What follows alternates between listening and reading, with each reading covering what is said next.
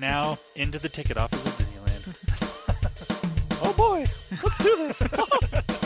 Don't think the CIA is going to be trying to hack your second-gen iPod. I didn't think so. There might have been a lot of illegal music on there. I wouldn't doubt it. But, I mean... You were supposed to bring death to the flagships, not join them. Google has found a new way to piss me off. iTunes is a constant source of embarrassment. Every time I say it, it's going to suck even more. May I present to you the cat? I am Medela. I can't do it anymore without laughing. I was going to do the whole thing. Welcome, listener, to the Calling All Platforms podcast. I'm your host tonight, Caleb, and I'm here with Landon. Hello.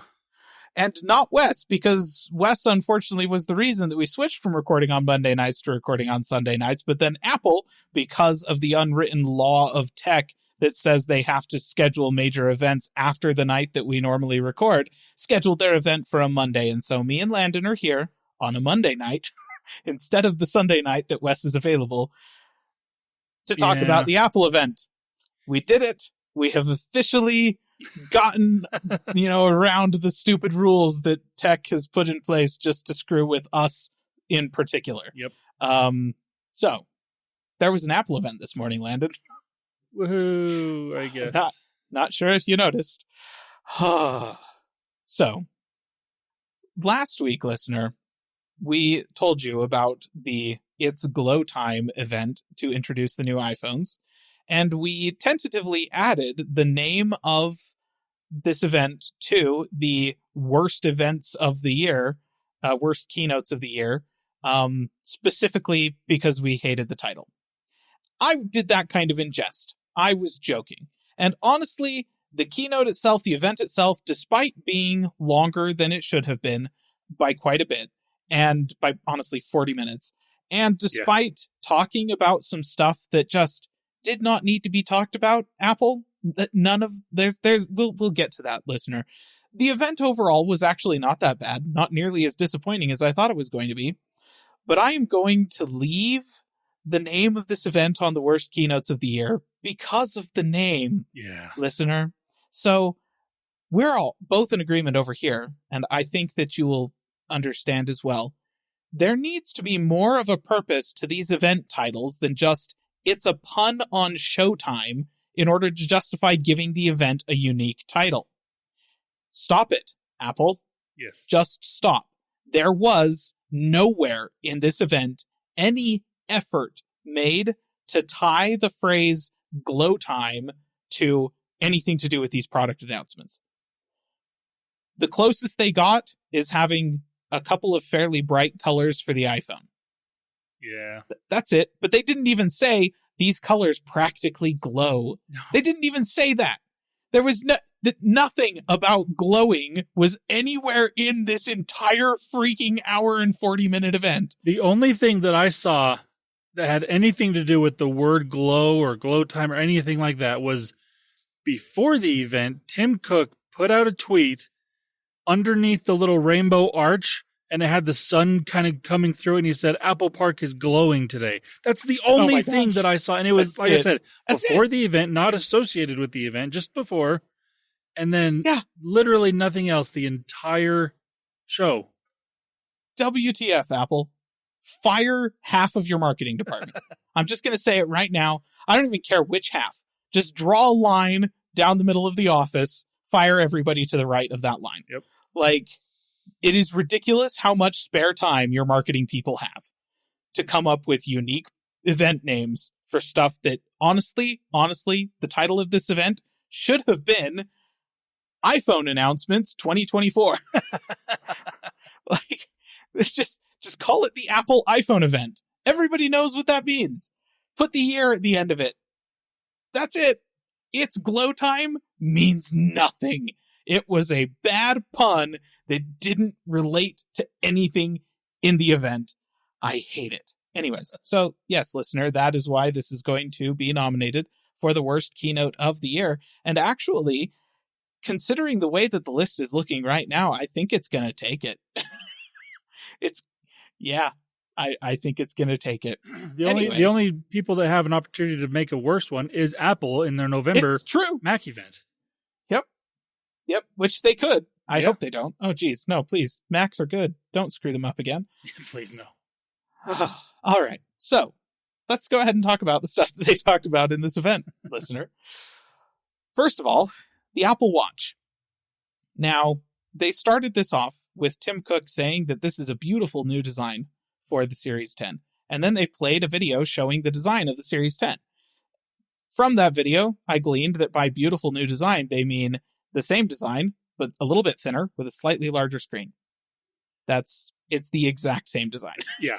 That's it was funny. Like, as I'm watching this, he said that, and then I was like, so the same watch. Okay, cool. Yeah. Like, I'm watching the little video and I'm like, it's the same design. It's just the same design. Oh, wait, no. The bezels are a little tiny bit thinner. Okay. Bezel. I did know, like, I was actually looking at my watch and looking at that pictures of that one. It does seem ever so slightly like the corners are a little bit different. I don't know if it's true. It looked like the corners might be a little bit different, but even then it's like, I don't think this is different, Tim, like you say it is. I think it's fair to say that the phrase beautiful new design may be overstating it just a touch. That being said, it is a little bit thinner and lighter and does have a bigger screen. Talking about the display, the always-on display now updates every second instead of every minute, but it's been redesigned so that you're not actually losing efficiency on that. So you can have a moving second hand on your watch now, which, okay, that's kind of nice. I'll give them that. As long as there's no battery hit to that, which they say there won't be. Okay, pretty good. The display is also now technically bigger on the larger watch, obviously, than the display on the Ultra. Though they said that, and then they showed a cutout of them right next to each other, and I'm like, that looks exactly the same. Yeah. It looks like it's exactly the same size. When you're talking bigger, are you measuring this in fractions of a millimeter? Because that looks like what you're doing. It is like 1 pixel taller or something like that. I don't know for sure. But it very, very close to the same size as the display on the Ultra. So if your reason for getting an Ultra before was the size of the display, now you can just get a Series 10. I don't know anybody that did that. Everybody wanted the bigger battery. This doesn't have the same size battery as an Ultra, so okay. But if it was the display, then here you go. This one's for you. They have also added a new glossy black finish for it, which I will say was the best looking version of the iPhone 7, so long as you had it on a display stand and never touched it. Yes. Like ever, because it scratched and scuffed and got fingerprints on it. Like, it was a fingerprint magnet. This thing is designed to be worn on your wrist. I don't think the glossy black finish is the move. Yeah, I saw but it that. does I'm look like, nice. Yes, it does look nice. That is a very accurate statement. But when I saw that, I'm like, I was really hoping that they were going to keep the flat black that they have had always.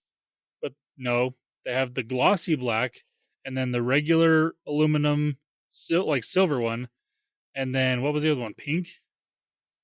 Rose gold. Yeah. So it's like they had a rose gold. If I were to buy a new one of these, it would have been the black one. But I'm like, do I really want the black one? Because I mean, I will say, when I bought my iPhone 7, I had the option of getting the piano black one, and I was super tempted because sitting on a display stand, it looks so good. And then I went into a Verizon store and I looked at the model that they had sitting out for display that people had been handling. And I took one look at the back of that thing and I went, nope, absolutely not. That thing looked awful. And I got the matte black one instead. Slight step down in overall appearance, but it stayed looking good. I still have the thing. It still looks great to this day. So everyone I know that got the glossy piano black one either had it covered in scratches and scuffs and fingerprints within seconds, or they immediately stuck a case on there and never looked at it. So what's the point? But that is now an option. They've also made some updates to the speaker in order to get it to fit into the thinner chassis, and they're quite proud of these updates. They're so much so that they're now allowing you to play your music through the speaker on your Apple Watch instead of just being able to hear notifications and take phone calls. And don't. For the love, please don't. Nobody wants to hear that. To be clear, it will be every bit as bad, probably significantly worse, than listening to music on your phone speaker, because it's even smaller than that. And also, nobody around you wants to listen to your music on your crappy turd Apple Watch speaker. I don't care how much better it is than the speaker that was previously. It's still a bad speaker. Yeah. Don't use it for that. Yeah, Take phone calls, that's it. It was so funny. It's like, and you can listen to music and take phone calls when your AirPods aren't around. It's like, no, you don't. You pull your phone out and you do it that way.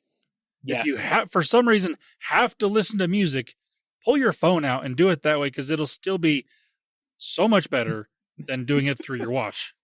Listener, I don't know if you need to be told this, but if you are the person who uses a smartwatch or a phone on speaker to make phone calls in the grocery store or just anywhere out in public so that everybody can hear both sides of this conversation you're having, except the other side is extremely grainy and obnoxious and high-pitched and piercing, nobody likes you. I'm sorry, but please stop that. It's very antisocial behavior. Anyways, Yeah.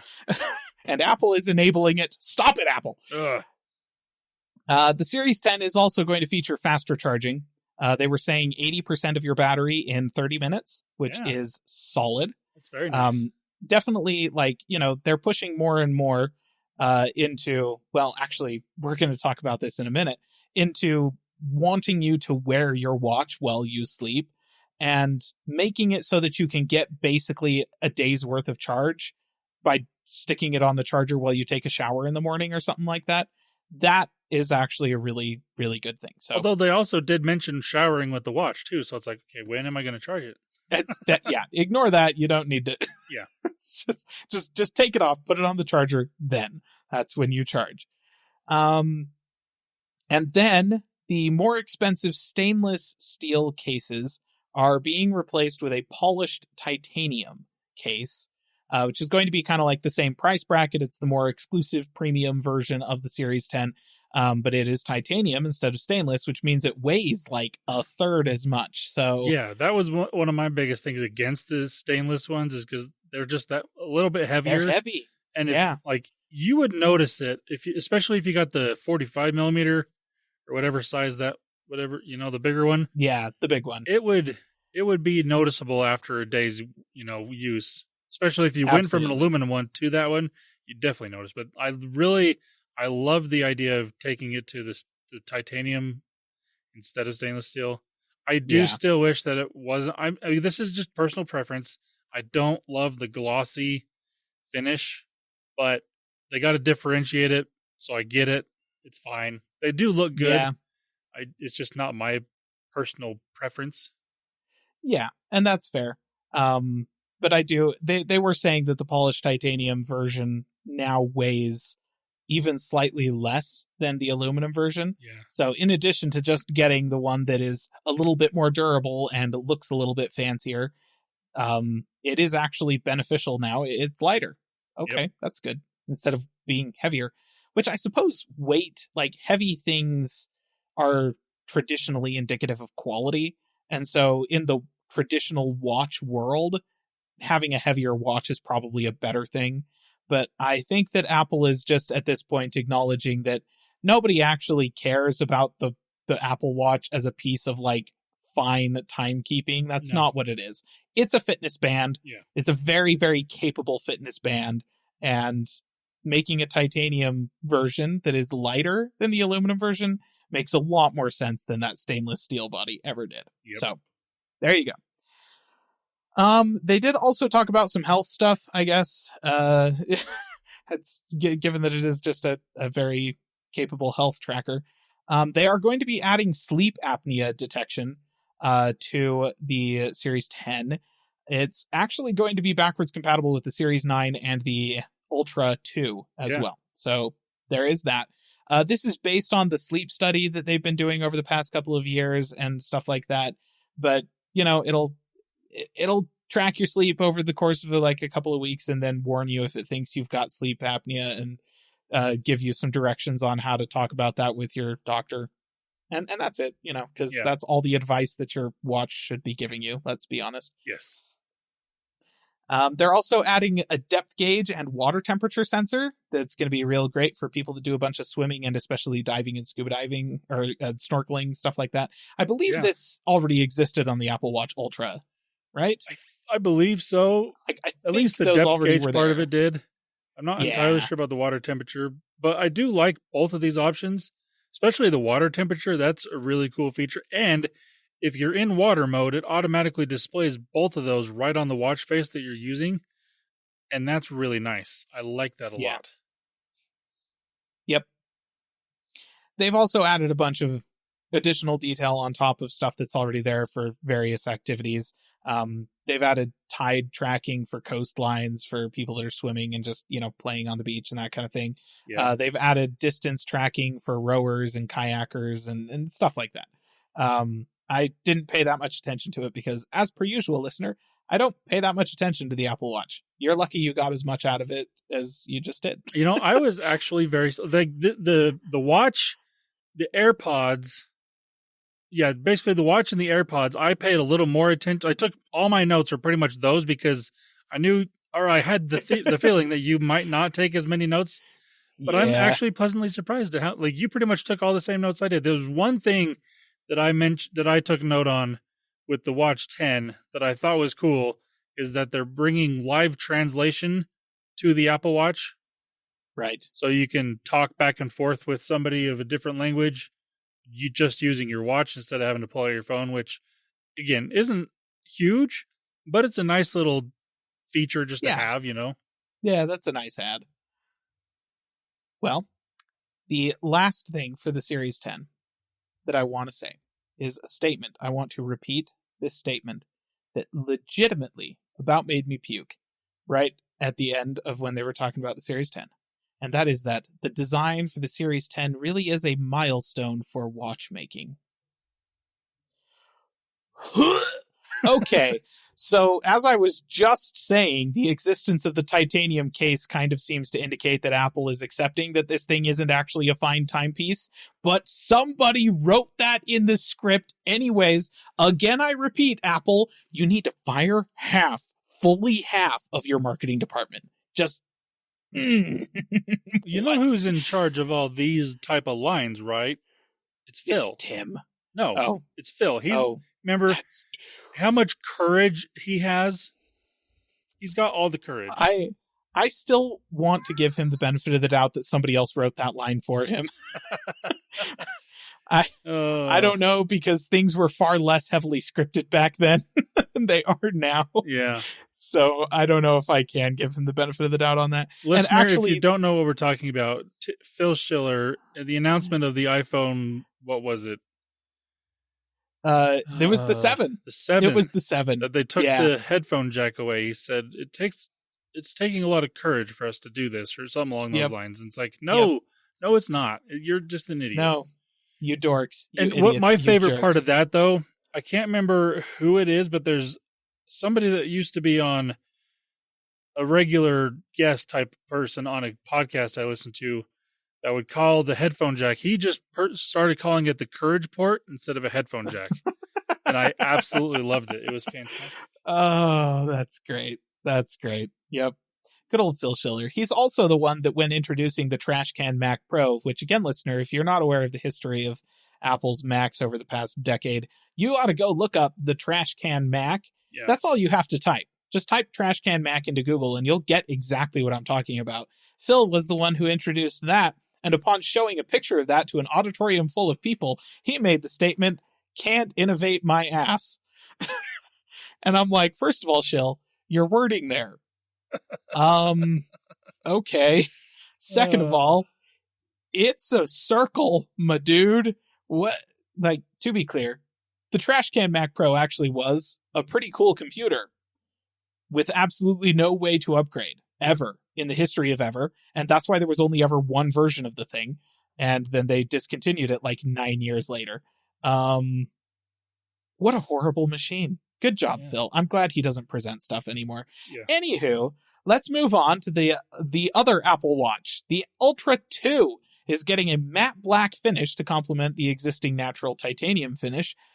Oh, but is otherwise unchanged. And the entire section where they were talking about the Ultra 2 is basically just an ad read, not an announcement.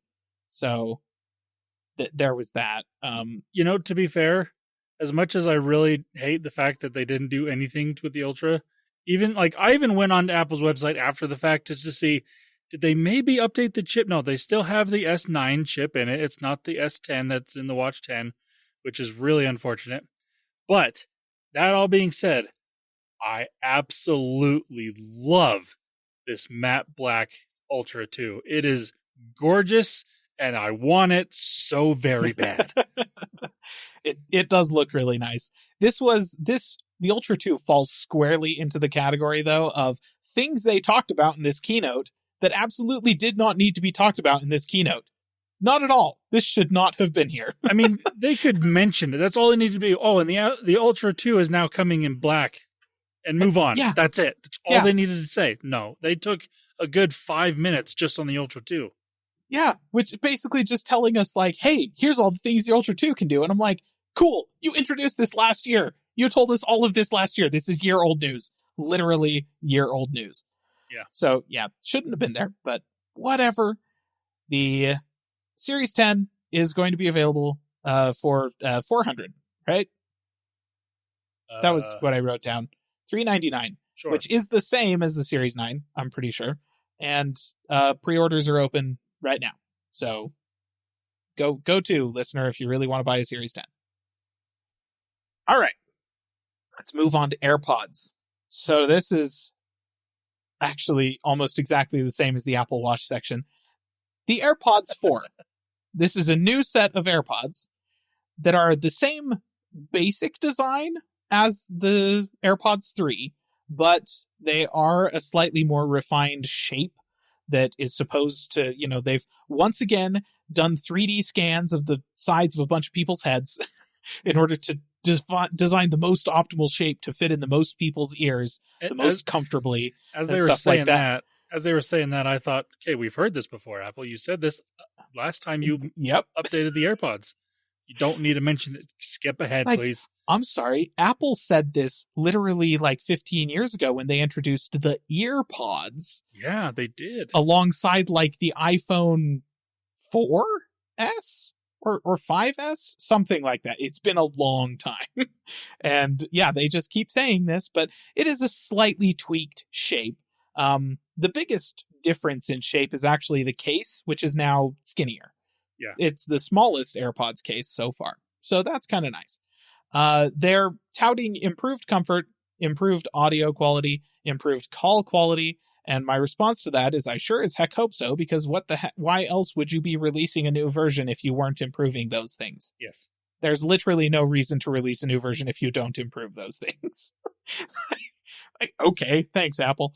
They are adding some features that you previously had to get the Pros in order to get. Stuff like the head shaking gesture, the additional, the really advanced machine learning based call noise rejection for the person on the other end of the line, improved spatial audio, stuff like that. Just a bunch of stuff like that from the Pros. And the smaller battery case, they assure us, is still going to give you 30 hours of battery for the whole setup. They are also releasing a slightly higher end version of the AirPods 4 that is going to include active noise canceling and transparency. Yeah. But still has no silicon tips. So it's going to be better than nothing, I suppose, but it's still going to suck when compared to the Pros. True. Because that is where half of the effectiveness of active noise canceling comes from is the silicon tips that do passive noise rejection. For your ears. I will say, though, the transparency feature, I think, is really nice to have, and that is the biggest upgrade that I think is potentially worth the extra $50. Yeah, but yeah. It's still kind of it's borderline, but transparency is definitely going to work better than active noise canceling goes, because if transparency is on, then you want noise to be going through the headphones and hitting your ear. And so having additional passive noise rejection doesn't really change that. So, yeah. But ANC, this is not AirPods Pro. No. like level active noise canceling won't even be close to that, to be clear. So that's the AirPods Pro the AirPods 4. They are going to be launching. Oh, go. I was going to say, they did also add wireless charging to the case. Yes. And USB-C. I mean, I think the previous AirPods 3 had USB-C.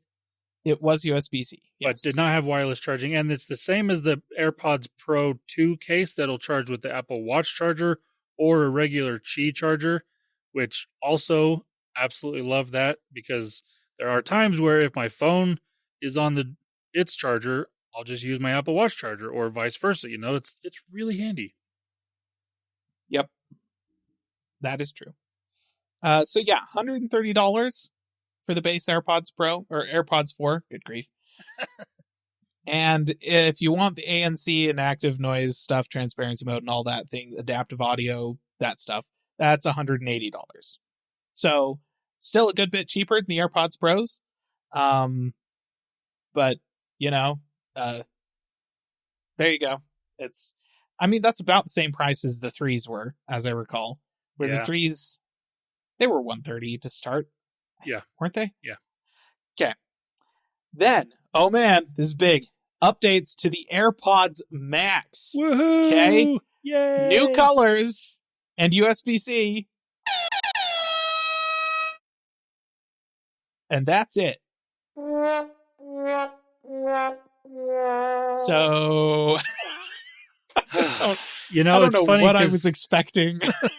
when they started talking about AirPods Max, I'm like, oh, they're actually going to update these. That's surprising, because I figured they were just going to kill them off because, you know, they're expensive and overpriced and nobody should ever buy these. And then they're like, oh, and we're adding USB-C. I'm like, oh, great, they needed that. That's nice. What else? New colors. Okay. Oh.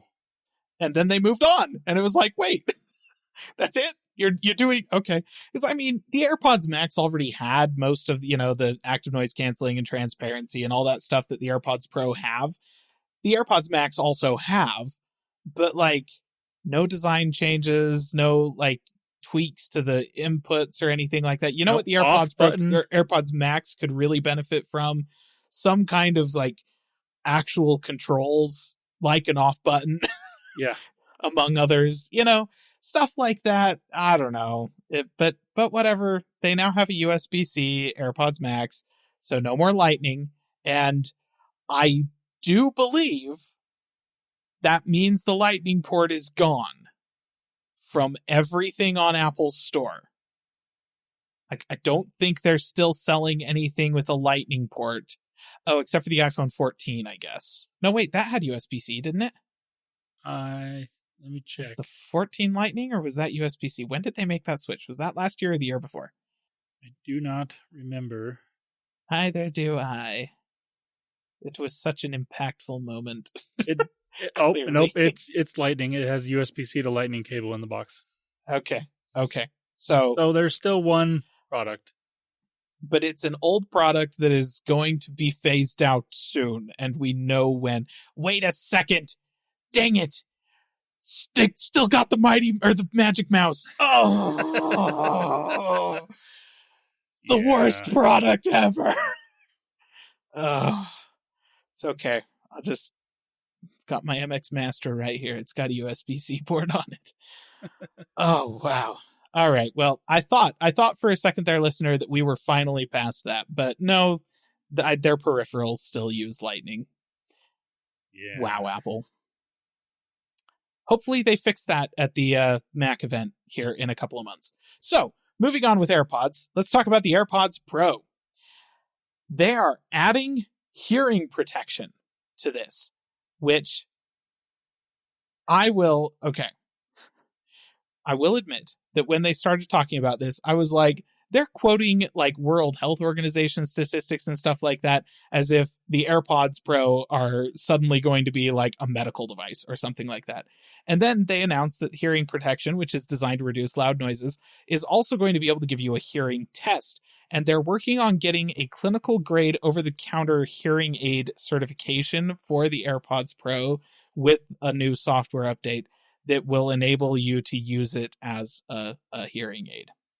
Like an actual pants. This is a hearing aid.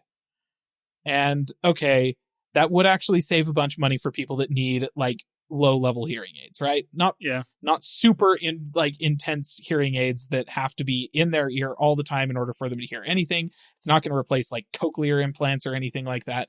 But if you just have some hearing loss due to, damage from loud noises or anything like that, AirPods Pro cost a lot less than an actual hearing aid. So, yeah.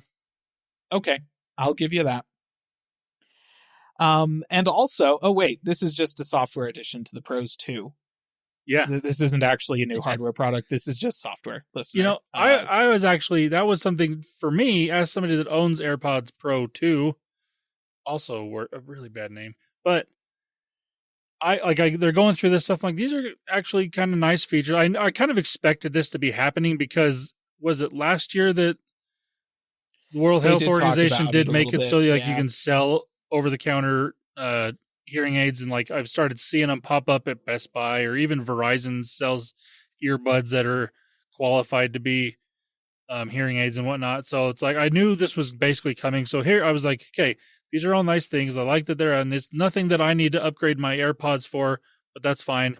And they're like, oh, and these are all coming to the AirPods Pro too. I'm like, oh, cool. Not that I mean, I don't necessarily need all this stuff. I will do the hearing test to see how it is, just to play around with it. But it's like, okay, that's kind of cool that I don't have to buy anything new. Also, they're not offering anything new to buy. Exactly. And that's the thing. It is nice, but as with the Apple Watch, both the AirPods Max and the AirPods Pro sections of this keynote shouldn't have been there. Yeah. Apple, they just should. This is not something you needed to talk about in your hardware event. You could have just had a press release, updated the store, and hey, AirPods Max is now USB-C. You're welcome. Also, sometime in the near future, we're going to be getting certification to make your AirPods 2 an over-the-counter hearing aid. If you need that, that's nice. But we really didn't need that in the event. So, yeah. Okay. Good times. Good times. It happened. We're moving on. Now we get to the meat and potatoes of why you are listening to this episode of the podcast, listener. The iPhone, which Tim specifically said was designed from the ground up for Apple Intelligence, which I will translate for you, listener, means that they upgraded the SoC, which they were going to do anyways, Apple Intelligence or not. But it just so happens that it is now powerful enough to support Apple Intelligence. Isn't necessarily surprising, considering that Apple Intelligence was designed for last year's Pro iPhones. So if this year's iPhones didn't also support it, that would be kind of baffling. Yes. So really what this statement means is we designed this phone after we designed Apple Intelligence. It's just a statement about timing. Yep. We made Apple Intelligence last year for last year's iPhone. We announced it in June, and then we started designing this phone after we had designed it for last year's phone. And so just by process of the passage of time, it works on this phone. Okay. Tim, again, your marketing department. It's about 50% too big. You should get rid of some. So, big news here. The big news for me personally is that for the first time ever, I thought about it. For the first time ever, the camera bump has gotten smaller on the iPhone 16. Wow. It went from square that protruded a bunch from the back of the phone to a skinnier, little tall, pill-shaped thing that also still protrudes a bunch from the back of the phone. I'm not saying that it's not a gigantic camera bump. It is, but it is technically smaller than last year's iPhone. Yeah.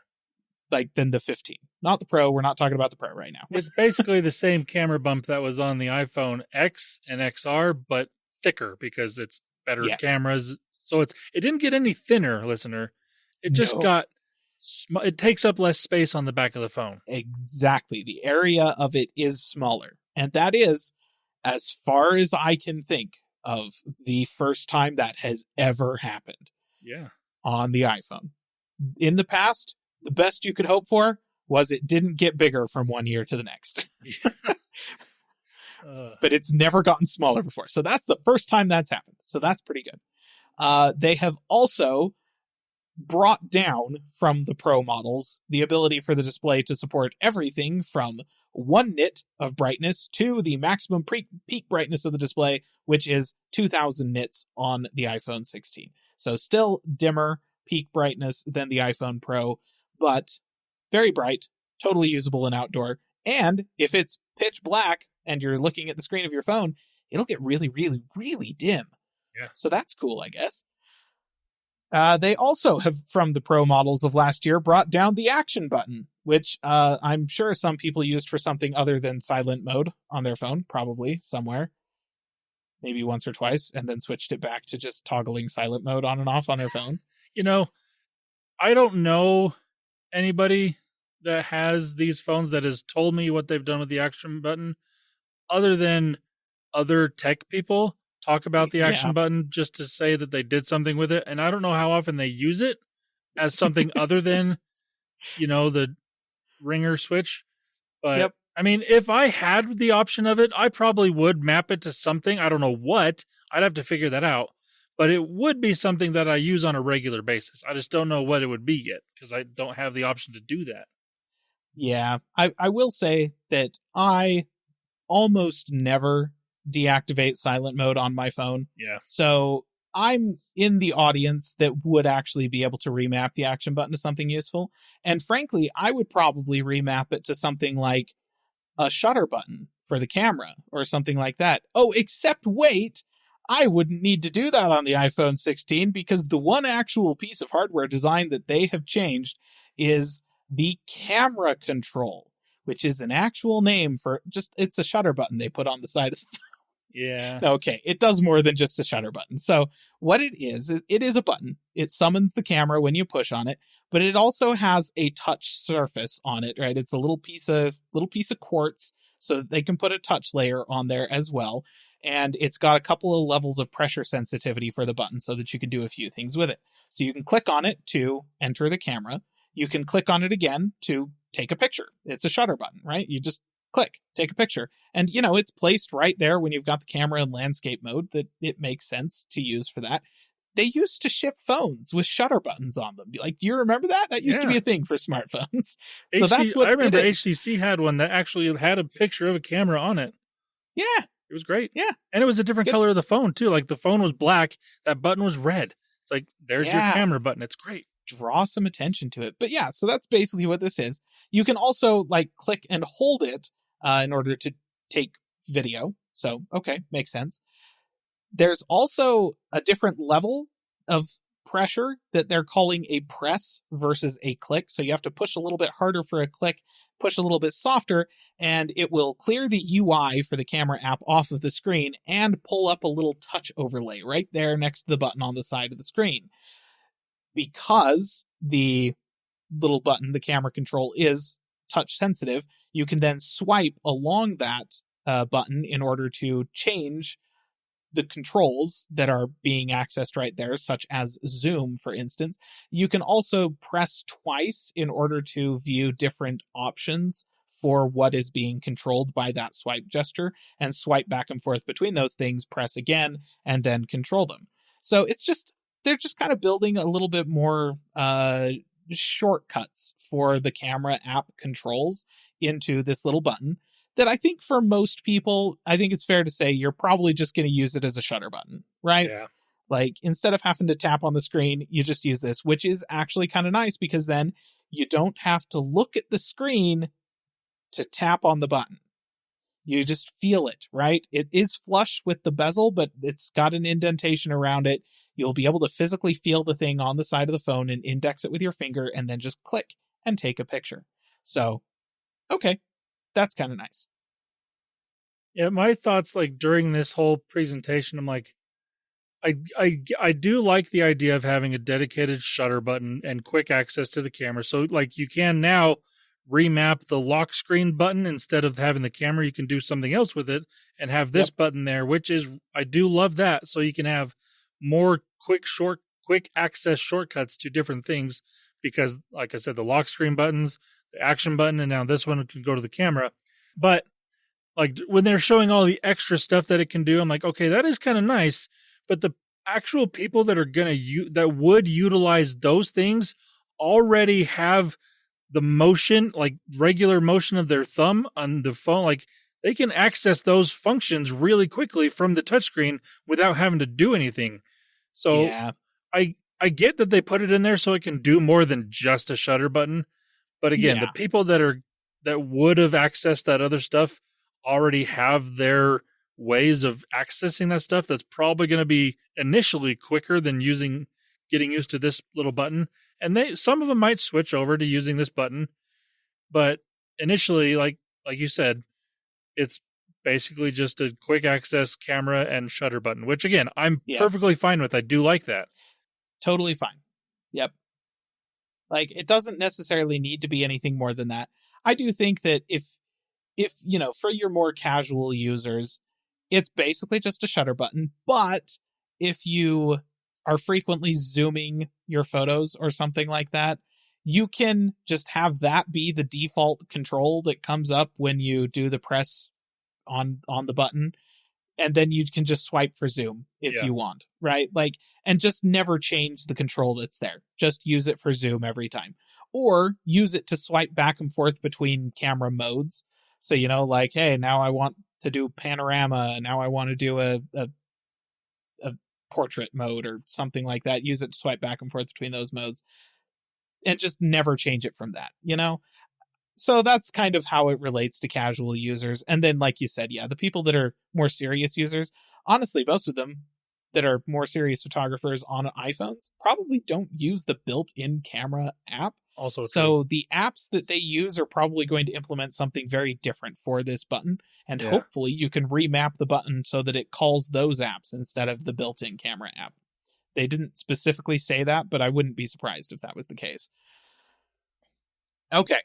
So, next, powering the new phone, the iPhone 16, is the A18. They made a big stink about how they had skipped the A17 and how that was a big deal. And I'm all like, hey, it would be a big deal if the phone wasn't already a year behind the Pro anyways. Yeah. Okay, whatever. A18. This processor has a 16-core neural engine. Has increased memory bandwidth, which is mostly for the Apple Intelligence ML workloads and stuff like that. It's got a 6-core CPU. They've all had 6-core CPUs for quite some time. 2 power cores, 4 efficiency cores, fairly common, and a 5-core GPU. That GPU is going to support ray tracing, so you will get ray tracing support on the base iPhone now. And it supports all the AAA games that were brought to iPhone last year that were only supported by the Pro. It will play all of those as well. They've also added what they're calling a thermal structure inside of the phone, which is basically just a big old chunk of aluminum inside of the phone to spread. They said dissipate, but what they really mean is to spread the heat away from the processor so that it's not like you don't have a really hot point on the back of the phone.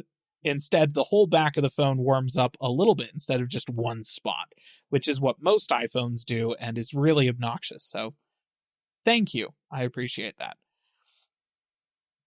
All right. My next note for the iPhone 16 is, hey, Craig is here, meaning Craig Federighi, who is categorically the best keynote presenter at Apple right now.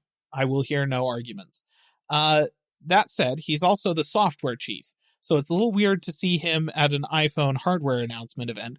He basically just spent the entire time he was on screen rehashing Apple Intelligence stuff from WWDC, which, again, here's another thing, listener, that just shouldn't have been in this keynote. It just shouldn't have been here. We already talked about this stuff in June, Apple. Yeah. All of it. Literally all of it, with the exception of the fact that they are they introduced the fact that they are adding basically Google Lens to the camera control button because that button didn't exist before today. So now it's all like, you can just push that thing from lock screen and do some AI stuff with it, which is basically just Google Lens.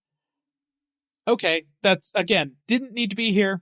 Apple, you could have just added that as a bullet point underneath the camera control button section of your keynote. But whatever, I'm just glad to have a good presenter in here for a few minutes. Craig was probably the highlight of the entire event. And also, it wasn't nearly as fun as WWDC when Craig was on because he didn't skydive into this event. Yeah. Man, WWDC is always more fun than... And you know what? It's because it has the event. Same name every year. It's just the WWDC 24 keynote. Doesn't have to have some kind of stupid, unique name that's a pun that's completely unrelated to everything in the event. Craig just does it better. The event doesn't, but the invite does. That's true. The invite usually does. But the invite is also usually actually related to something in the...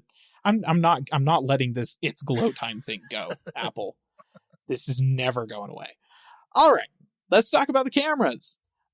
So the main shooter is a 48 megapixel camera sensor that appears to be the same as the last year main shooter on the Pro iPhones. It does the same pixel grouping thing for improved low light performance and whatnot, and also has the 2x telephoto thing that basically just takes a 12 megapixel photo from right in the middle of the sensor, which is, I mean, 12 megapixels is a full resolution photo, and it is kind of 2x zoom, so okay, that's fine. The ultra wide camera is also going to now support autofocus, and has bigger pictures as well as a larger aperture and support for macro photography. They have added spatial video and photo capture to the iPhone 16 because people still care about the Vision Pro, right? Still? Apple does, yes? anyways. Please. And that's the reason for the camera bump change, because they had to have the cameras in line with each other in order to do that. That's why the previous way to do that was with the Pro cameras, because they had two cameras in line with each other. Now this one has two cameras in line with each other, so you can you know, take your spatial photos to look at on your Vision Pro that everyone has, right? I just want to say that I have in a drawer an old HTC phone that took 3D photos. Yes, and video. Do you want to know how well that went for HTC, listener? I mean, they are still around, technically. Technically. But it's just, you know, they really hung their hat on, a VR headset and then made phones that would take 3D photos that could be viewed on that VR headset. I don't know if Apple thinks this is going to be the hit that they want it to be. Anyways. Also for the cameras, they made some improvements to the microphones, mostly related to adding machine learning to the audio processing stage of things, meaning that it will do stuff like reduce the wind noise that's captured in video and stuff like that using machine learning algorithms, that sort of thing. Stuff like that kind of already existed in previous iPhones, but they're beefing it up. And that probably has to do with the improved or the increased number of neural engine cores on the processor, stuff like that. And oh man, they made a big stink about this. It's got a bigger battery for, quote, a big boost in battery life. You cowards, give me a number. Yeah, seriously. Tell me how much that boost is. No, a big boost in battery life. That's even, I specifically looked because they said in the voice track, a big boost. And I was all like, that's not what? And so I went and looked at the stream and watched for the stupid summary slide that they put at the end of the section that has a little tile for everything they talked about. And it had a tile for the battery. And on that tile, it said, a big boost. I kid you not. I was just like, Apple, what? So by a big boost, I assume what they mean is 15 minutes. Like, that's just what it is. Surely. A big boost. Oh, I didn't look. Oh my gosh, that is amazing. Absolutely amazing. So I'm looking up here. I just looked up the iPhone 16, regular iPhone 16 on battery.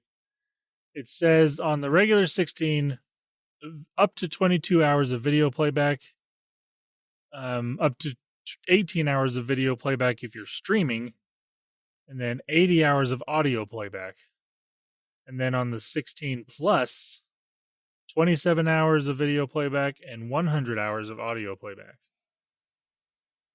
Okay, now what about the 15? What counts as a big boost in Apple's numbers here? Oh, let me find. While Landon looks for that, listener, I'll let you know. It's still the same price as it was last year.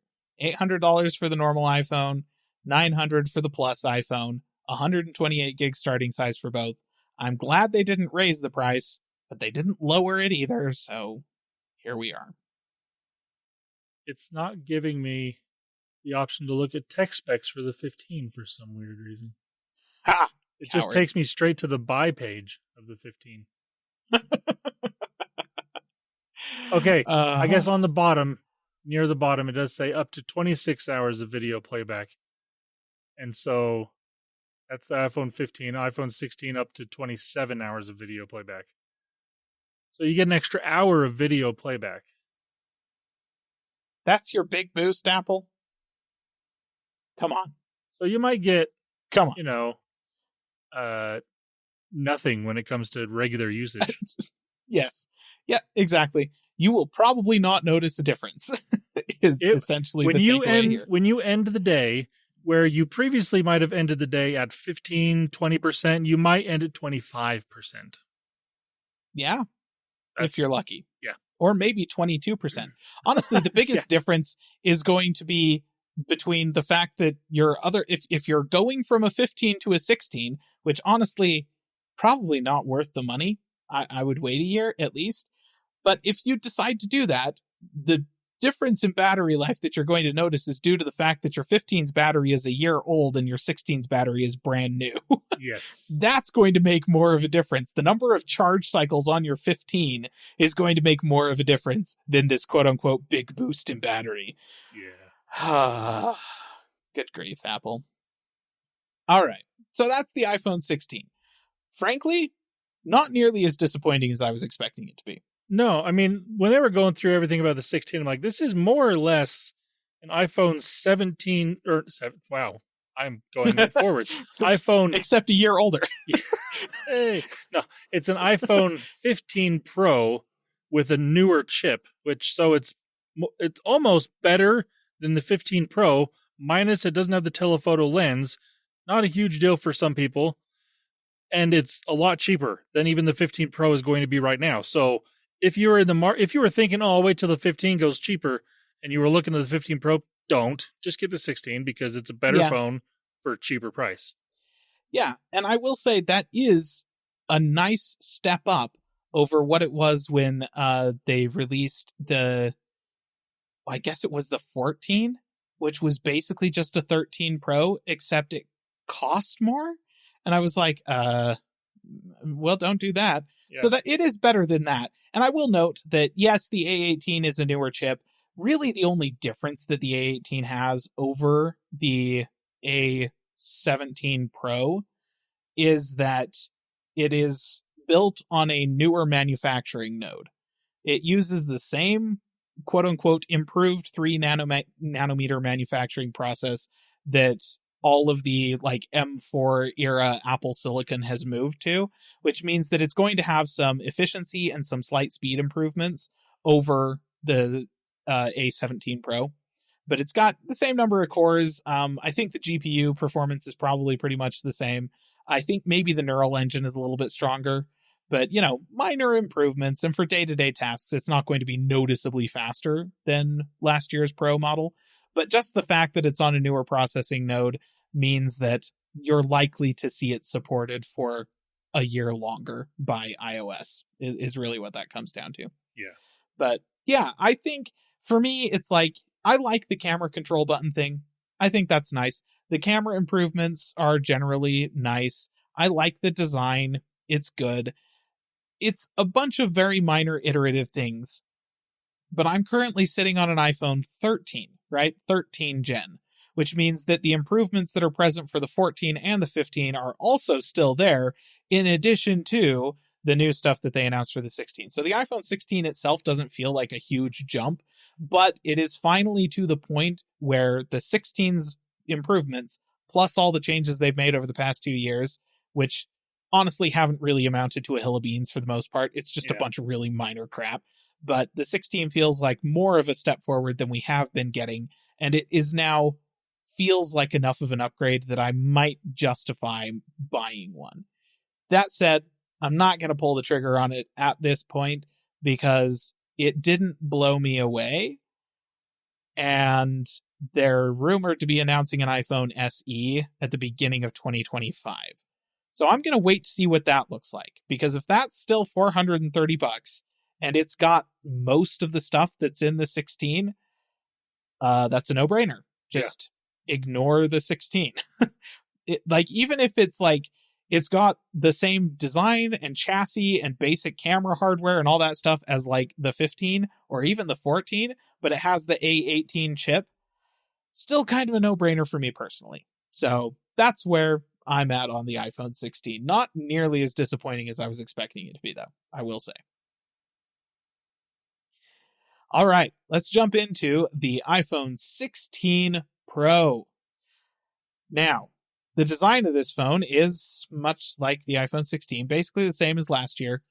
It has the camera button thing on it, and they've increased the display sizes without significantly increasing the size of the phone itself, because the bezels are now really thin. Yeah. Like, they're getting darn skinny.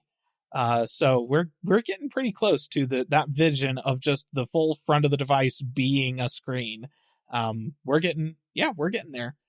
ProMotion is still restricted to the Pro models of the iPhone. I didn't specify that with the iPhone 16, but there it is. If you want 120 hertz refresh rate, you still have to buy the Pro iPhone, despite the fact that you can get 120 hertz refresh rate on like $400 Motorola phones. So yeah, Apple, the heck. Let's see. The black color for the titanium now actually looks black, which I think is a great improvement over last year's Pro phone. It does look really nice. They have also added a new kind of gold color, goldish bronzy sort of color that they are calling Desert. And I think it was a good call to not name this gold or bronze or something like that, because it just doesn't quite look like either of those things. But Desert, yes, it does look like sand. I will give you that. It does look noticeably better than all of the pictures we had seen previously of this device. Now, granted, Apple is going to make it look good, but I'm going to hold out still to see actual photos or videos of this device, or maybe go in person, because, I mean, like I said, it does look better. It doesn't look bad. I actually was pleasantly surprised at how good it actually does look, because generally this color is not my favorite on tech stuff, like gold or tan, that kind of color is not my favorite, but this actually does look pretty good. So, but again, I'm going to hold out and wait till I actually see it. Yeah. Not from press renders and whatnot. Right. Yep. Actual in person is going to be the way to look at this thing. I think that's just the right call.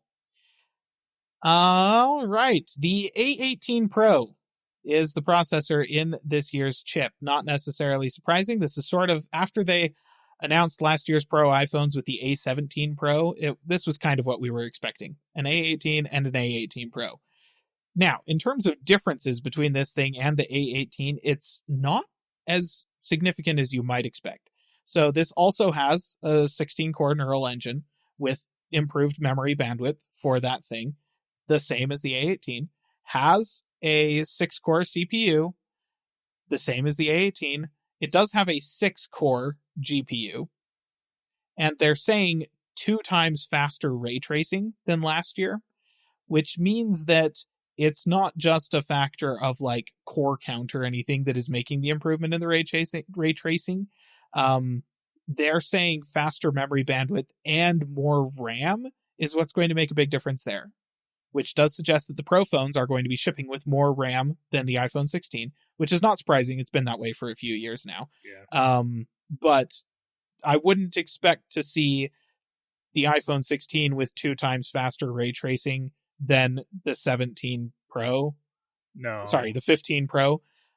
Just because, like, it's got one fewer GPU core, sure, but it's not going to be 2x, and it probably is going to be about the same as last year's Pro phone. That's my guess. There's a lot more that influences ray tracing performance than just the number of cores on the GPU. But that being said, it is 100% faster than the ray tracing performance of last year's iPhone, because last year's normal iPhone didn't have ray tracing support. So anyways, as far as the CPU goes, same 6-core CPU, same clock speeds and all that stuff, same 2 big cores, 4 little cores configuration, all that is the same. They did specify a larger cache for the CPU than on the regular A18, which probably also contributes to better gaming performance, because if anybody's been paying attention to the desktop processor space, you'll be aware of something called 3D cache on AMD processors, which is basically just a bunch of cache on the processor, right? Which doesn't seem like it would be anything all that fancy, but the effect that it has on video game performance in particular is insane. The 4-year-old at this point, 5800 X3D, still trades blows with the top tier non-X3D processors released by both AMD and Intel this year, despite the fact that it is several years older and way less expensive. So yeah, having more cache for the CPU makes a difference on that kind of thing in kind of a disproportionate way. So the A18 Pro is probably going to be, thanks to that 6-core GPU rather than the 5-core GPU, but probably as much thanks to larger cache for the CPU, a gaming powerhouse in comparison to the A18. The A18 Pro also includes an upgraded display engine, support for USB 3 speeds. The regular iPhone is still stuck to USB 2. I guess I'm not really surprised. As well as a new image signal processor and video encoder, which feeds into the biggest set of improvements that they have made to the 16 Pro. Not necessarily surprisingly, the cameras, the photo and video experience on these phones.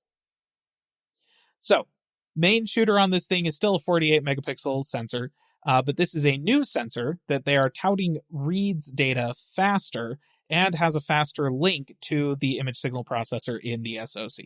So what that means is it's going to be faster about taking pictures and then delivering the data from the picture to the processor so that it can do its whole computational photography pipeline thing and spit the image out on the other end, which means you're going to be able to more effectively capture photos in the moment. So that's that. The other cameras, in terms of the sensors and hardware, seem to be largely the same as last year, though the 5x telephoto lens is now on the regular Pro as well as the Pro Max. They've made the space for that now. It's got that little, what did they call it? The tetra whatever. It's a periscope lens, basically. They like to make up words for things. They really do. And I can't remember if the ultra wide on last year's Pro phone was a 48 megapixel sensor or not. I think it was. It still is. Like they announced that. But in terms of like the aperture and the f-stops and stuff like that on both of those lenses, they were about the same as last year. Because quite frankly, when it comes to smartphone cameras, we really are bumping up against the edge of what is possible with the physics of light in a space that size. You know, it's just what they do with modern smartphone cameras is pretty incredible. And yeah, so most of the improvements to those cameras are going to be software related over last year's.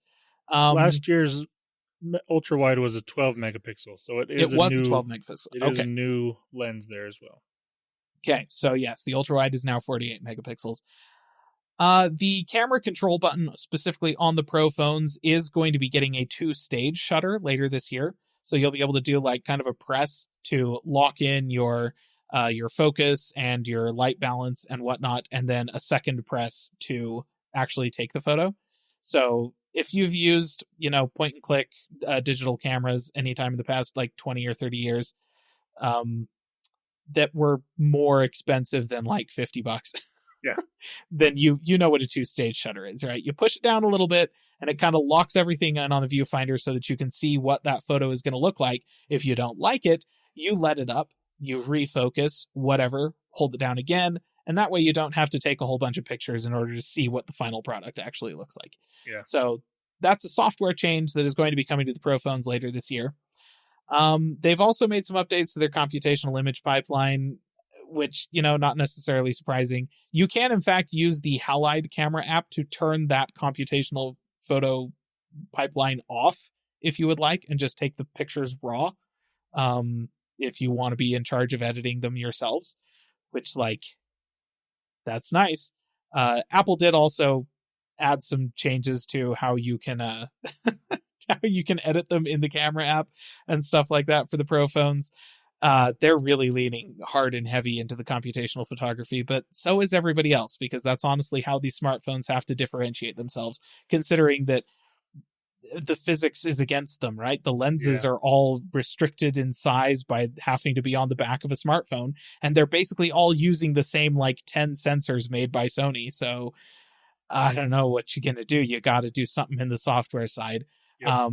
But they now have the ability to, you take the picture, you've always been able to select different styles for the photo after you've taken it, which just changes, you can make it look sepia toned and whatnot, basically Instagram filters. But they've now improved the granularity of those. There's more styles to choose from. And once you've selected a style, you can now have there's a little graphic you can kind of drag a selector inside of to alter how that style is applied to each individual photo. So a little bit more granularity there if you're interested. They have added the ability to shoot 4K 120 HDR video, which is great. Slow-mo 4K. Anyone? Yeah? Heck yeah. And they've also added the ability to capture video directly to an external drive. Also which a is huge, nice good. thing to have. For Pro users, anyways. Exactly. Yeah, there's no point shooting 4K 120 HDR video on the internal storage of your camera, because you're going to fill it up real fast. Yeah. Especially if you have the 128 gig version. Yeah, I remember, I think it was it last year or the year before, when they added the ability to basically shoot raw photo and video, and you had to have the higher storage capacity phone in order to do. Yeah. Actually, it was with the 13, I remember, because my phone doesn't have that because I got the lowest storage model. But if I got one higher, then I could do things like that. But everyone was like, why can't we just plug a cable into this and go to external storage? Everyone was asking for it. It took 4 years for it to happen, or 3 years for it to happen. But at least they finally did it. Which, again, it is a nice feature for those that need it. It's just it should have been done earlier, Apple. You could have, maybe with the 13, I get why they didn't do it, because it's still lightning. But and the 14, as we figured out. But the 15, you definitely could have done it last year with USB-C. It's there's no reason not to. Yep. 100% true. Okay, speaking of video recording, they also are touting improvements to the mics. They did, in fact, say studio quality in the event itself, so watch out. Sure, they're coming for you. I don't think anybody takes that seriously. So, I took note. The one note that I took on the iPhone. Well, I took 2 notes during the iPhone talking stuff, and it was this. So was the audio stuff, and the only thing that I put, I'm skeptical. Yeah. I don't think studio quality is what you're going to be getting out of a phone anytime soon. That being said, the machine learning based audio source separation thing for while they were recording video, that was pretty dope. Basically, they were showing off the idea that you can, if you're using this thing to shoot a scene for that indie film that you're definitely going to make, and you should totally buy this phone because you're a real indie film producer, right? Yeah. They were kind of claiming, the claim that was being made was that you can just shoot what's there, and the phone is going to analyze the audio for it and give you a few different options of how you want the audio presented in the final shot. And some of those were just to isolate the voices of the people in screen, in frame, and just that's it. That's all you hear. Cuts out everything else. It also had the option to basically just isolate their audio and then put them inside of a sound isolated room. So cut all of the echo and reverb out of the audio. There was also the option to what did they call it? I can't remember exactly what they called it, but it was basically taking the audio. It has cinematic audio, I think, is what. Right. Yeah. They had the cinematic audio that one was like emphasizing the vocals of the people that are in frame, but also like taking the vocals of anybody out of frame and the background sounds in the scene and putting them onto surround audio tracks. So you'd have a center channel that's the people right in front of the camera, and then everything else would be put into the surround sound mix. And then they had another one that was basically just analyzing vocals and emphasizing vocals while cutting background out of it, regardless of whether or not the people were in the frame. So there was a couple of different ways of doing that. And if it works as well as they claim it does, that's a pretty cool feature. I am skeptical of that it will work as well as they claim it does, but maybe. The one thing I will say that gives me some sort of hope is when they introduced the studio quality microphone to the laptops, it was much better than I was expecting it to be. It's still, I would not call it studio quality, but it is much better than any other laptop microphone I've heard. Yes. And in general, as somebody that does care about audio and specifically spoken word audio, using a phone microphone is always the better option than using a laptop microphone, even previous, So but that's also like you're holding your phone next to your face. This is not recording video from 4 feet away. So that's where I'm like, I want to see how this works. I'm curious. I'm interested, but I think skeptical is the right word. Yeah. They were also talking about this one specifically for the artists that are using iPhones to record demos on the toilet or whatever. Voice Memos is going to be able to record multi-track recordings on these phones, which is basically like you'll record a voice memo and then you can play back that track of the voice memo while recording over it another track. And then after you have recorded the second track, the phone is going to isolate the phone audio and remove it from your second track so that you get just the 2 tracks that you wanted. And so that kind of multi-track recording, which is like, cool. No, I like that. I think that's great. But Apple, how about instead of adding that to voice memos, you add it to like GarageBand? Well, in their defense, I have heard multiple artists over the years say how they will come up with something and they literally call out Voice Memos app on their phone and record it. And so I get why they did it this way. I agree that it should also be in GarageBand. I mean, you kind of can already do that. You can do multi-track recording. But it requires, in order to basically I just want it to, if you're recording it, have it auto isolate the audio generated by the phone and remove it from your second recorded track. Like, I just want it to do that piece automatically. Yeah. You can get apps that will do that. You can run it through software to do that already, but like, just do it automatically for me. That'd be great. That'd be real nice. Yeah. But it makes sense they're doing it in voice memos, but bring it to your other audio apps as well. I'm positive that there's already some sort of automated way to do this in Logic, but I know there isn't in GarageBand. So since it's going to voice memos, come on, put it in GarageBand, All right. So that's the iPhone 16 Pros. The base one is, the regular Pro is going to be starting at $1,000 for 128 gigs. The Pro Max is going to still be starting at $1,200 for 256 gigs. So if you want that bigger screen on the Pro phone, you still have to pay $1,200 for it, with the consolation prize that you get twice as much storage as if you were paying the $1,100 price point that used to exist for this phone. Alongside that, they are still selling the iPhone 14 and the iPhone 15. The iPhone 14 is $600 and the iPhone 15 is $700.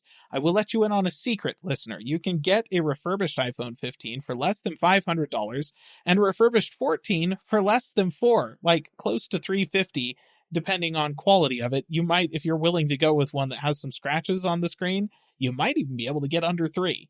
So they're kind of older phones. I would say maybe don't pay Apple's full price for those things. Yeah. Like, there's going to be a bunch of people updating to iPhone 16s just to buy their 14s and 15s, you know?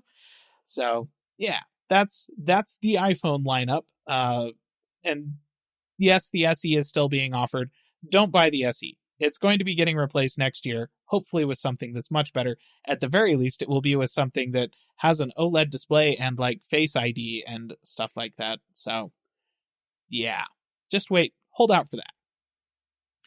The last thing that they talked about in the iPhone portion of this event that I thought was actually pretty interesting was MagSafe updates. And we were just talking about how Google were being idiots about not supporting Qi 2.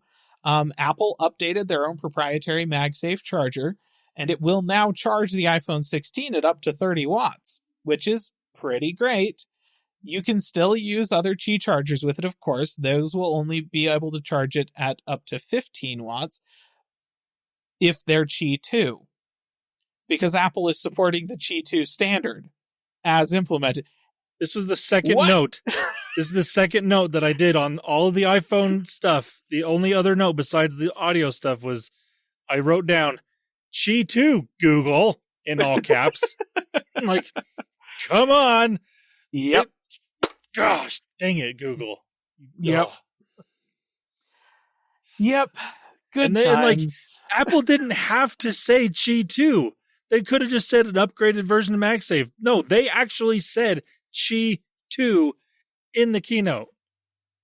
Yeah. It had to have been, like, I think it was purposefully put there because nobody else is using it. Oh, yeah, maybe. I mean, maybe it was specifically to slight Google over their comment that there's no tangible benefits to it. Oh. Are you high? So yeah, that's it for the event. I will note that of all of the inane, bizarre things that were said throughout this event, the vast majority of those statements were in fact made by Tim, just in case anyone was wondering. Just wanted to get that out there. Yeah. Good old Tim. But, I mean, in his defense, he's not a presenter. He doesn't care about, well, I can't say he doesn't care, but he's not the person that wants to tout all the new stuff. That was always Steve. And so Tim literally just, okay, what am I supposed to say? I'll say it. Yep. And it's the marketing that makes him say the stuff. I know for a fact that Tim is not writing these lines. No. His marketing department is writing these lines. And I'll say it again, Tim, about 50% too big, if not more. You could fire a lot. Fire the ones who are getting paid the most. Actually, fire them. You'll save so much money on payroll, and you'll get better ads out of it. I promise. Yeah. And especially you'll get ads that make your company look like less of a just freaking, let's just put it this way. The reality distortion field was cranked up to 11 throughout this event, with the number of just backwards stupid things that were said. To be clear, that doesn't mean that the hardware isn't good or that the products aren't good. I am positive that engineers across Apple were watching this event, hearing those statements for the first time, and going, the Apple Watch isn't a fine timepiece, you idiots. This thing isn't a step forward in the history of watchmaking. It's just a really, really good, like, fitness tracker. We do it better than everybody else. Why can't we just dwell on that instead of trying to compare it to Swiss watches like you always do? Like, I guarantee that some of them were just as frustrated by that as I was. So, yeah, not overall a terrible event. Definitely some things that didn't need to be in there. They could have just fully skipped. But once again, the most egregious part of it was that we got all the way through an hour and 40 minutes of this nonsense, and nobody said anything about anything glowing, not even once. Yeah. All right. So that's the It's Glowtime event. And we do have one other piece of news. Landon. Android 15. Yes, Android 15 is official-ish. So it's not available on any device that you own at the moment, unless you are a developer and want to go down, like flash it onto a device or something. I don't do this. Google released Android 15 to AOSP, so it is the final finished build of Android 15. What they've done in the past is usually they'll launch this with the new Pixel phone, but because they launched the new Pixel phone earlier than normal, they didn't do this, which again is fine because of what the new Pixel phone can do with the current version of Android. All the new stuff that they talked about is all AI stuff that's on device and mostly needed the new chip, not the new Android. So it's fine. Right. They did mention that Android 15 will be coming to Pixel phones in the coming weeks. Okay, that's kind of vague, but there are rumors that it will be coming sometime in October, near the beginning of October, which again is fairly typical. Android has been in that late September, early October time frame for the past few years, so it's basically on track. So Android 15 is coming soon. All right. And also with the release of Android 15, they did put a new bug droid statue at Google's campus. Oh. And it's a bug droid sitting on a bench. That's boring. They were starting to get back into the kind of fun things the last year or two, but then this one's like, oh. Like, well, what? Come on, okay. guys. That's fine. I mean, yes. It makes it easier to take a picture next to it, I suppose. You can just sit down next to it. There you go. I don't know. That's what they were thinking. This is the photo op bug droid. Yeah. Huh. Well, all right. Okay, listener. That's it. That's all I got. Yes, good. I'm recovering still. I think, listener, that is in fact everything that we have today, unless Landon is going to spring one more thing on me. No. Okay. No. All right. In that case, we would like to thank you for joining us for this special Stick It to the Man episode of the Calling All Platforms podcast, where we have, in fact, managed to get a podcast in the day that an event happened. It's been a long time since that has happened, but we did it, and we're very, very happy and hope that you're happy as well. If you would like to get in contact with us, you can do that on our website at callingallplatforms.com. You can also do it by getting in touch with us on our social medias. On Twitter, we're CapTechPod, and on Facebook at Calling All Platforms. You can also email us at podcast@callingallplatforms.com. And you can also find us on YouTube, Calling All Platforms Gaming and Calling All Platforms Tech. And you can get into the comments there and whine at me about how I never post anything. Totally valid, totally fair. It's real. You're not wrong. You can also find us right here again next week on the podcasting app of your choice. But until then, bye-bye. See ya. Calling All Platforms is a production of Supporter Sound Studios. To learn more about how you can support the podcast, go to www.patreon.com/callingallplatforms.